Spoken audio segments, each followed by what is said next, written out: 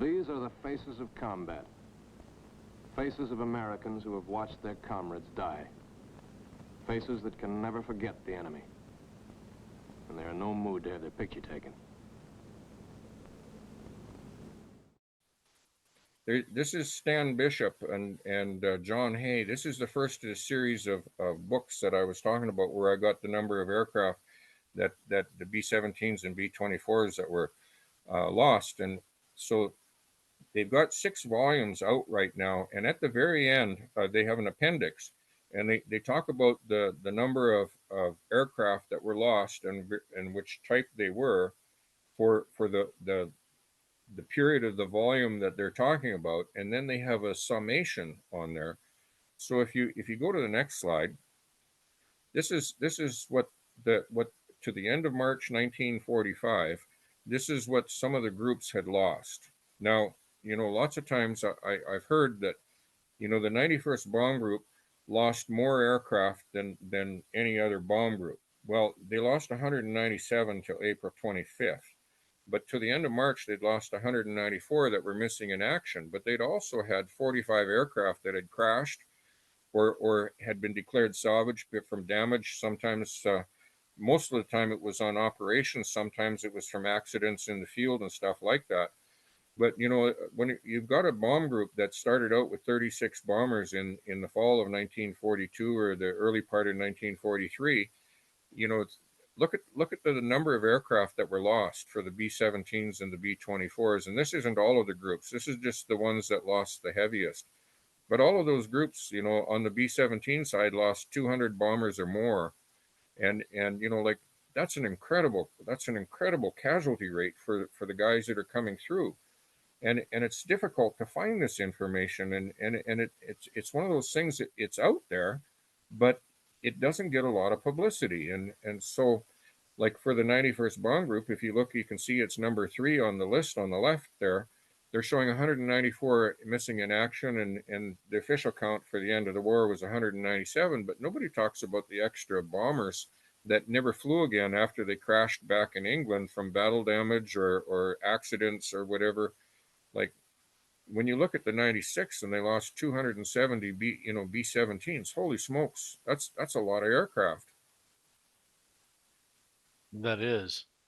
And then and I don't want to get ahead of you here, because I know we've talked about this in our conversations prior to the interview here this evening, where you're talking about the size of squadrons, and that you're literally having to, how many hundreds of percentage are you having to rebuild, restock it?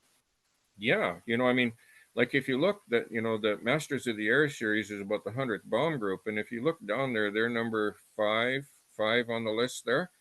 They lost 231. That's huge loss when you consider that there's this classic scene at the beginning of the first episode of Masters of the Air where Colonel Hughlin is sitting there talking to Bucky Egan, and he says, you're in charge of 35 airplanes and 350 men, and they ended up going through 231.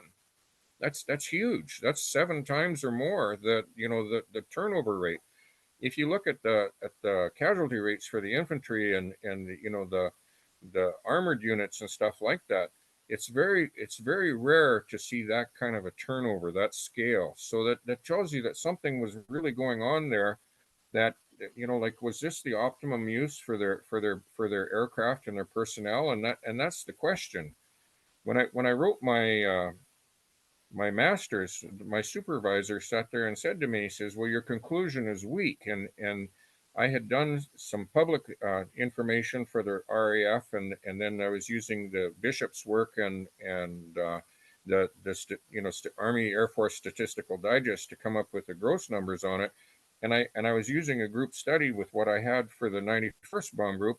And so when my supervisor said, your conclusion is weak, I said, yes, it is, because I'm only basing this on one bomb group, study and some stuff that's publicly available. There needs to be more work done on this to find out what happened and why aren't more people talking about this? Agreed. And now, how many years have you been doing this research in total? Well, I've been working on the 91st Bomb Group for 8 years now, and I'm I'm just getting ready to start the load list rosters for July of 1944. So I've got 150 missions to go through yet. So if you go to the next slide. So this is Richard Davis's book, and you can download this for free from the Air University. And you know, there's a lot of resources out there that are you know, you don't have to pay a lot of money for, and you just have to know where to find them. And the Air University has a lot of these books, and they're all, you know, downloaded in PDF format, and there's no charge. You can find this information. Now, Richard Davis did a study of virtually every bomb that was dropped over Europe from either the Mediterranean or the you know, out of England, and he put together a series of spreadsheets where he talked about the total tonnage on this target, and this target, and he itemized it all up. And in his conclusion at the end of the book, he sits there and he says, well, you know, we've got all this information on where the bombs were dropped, but we don't know what the casualties were, and we don't know how many men flew. And I thought to myself, wow, we can track the number of bombs and where they landed, and we can't track how many men flew, and we don't know what the casualties were.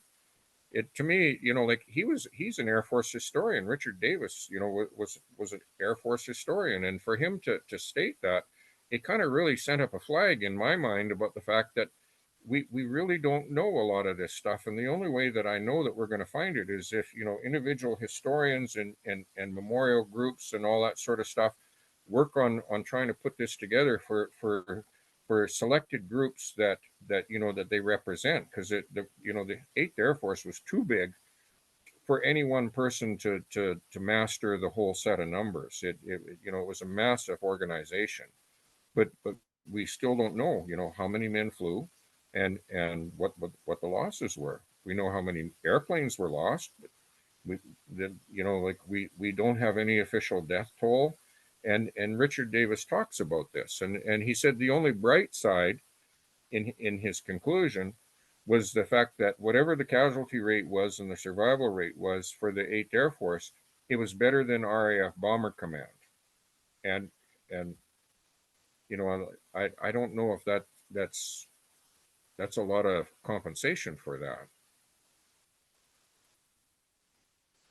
So if you go to the next slide, so then the question is well, what happened with RAF Bomber Command? And so the RAF, when they designed their warfighting doctrine, they came at it from a different perspective. So one of the things that you find very dominant in the First World War is the fact that the generals of virtually every nation, whether it was the United States, whether it was Britain, whether it was Russia, France, Germany, you know, the generals believed that soldier morale was the most important factor in winning a battle. So this gets to the whole point where generals in the First World War would send up, you know, masses of men against machine guns because they honestly believed that a properly motivated soldier could overcome any obstacle.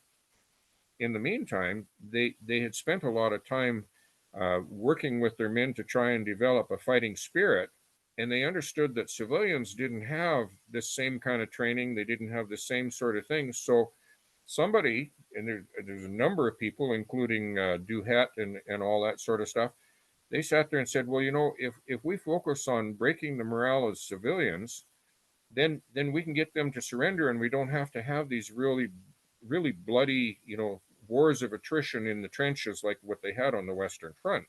So the Royal Air Force people, like Trenchard and all these guys, they bought into this, and so they set out to try and prove it as much as they could. So if you go to the next slide,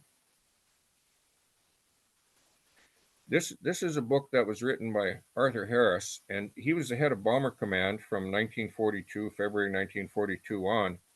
And this is his version of how he fought the war.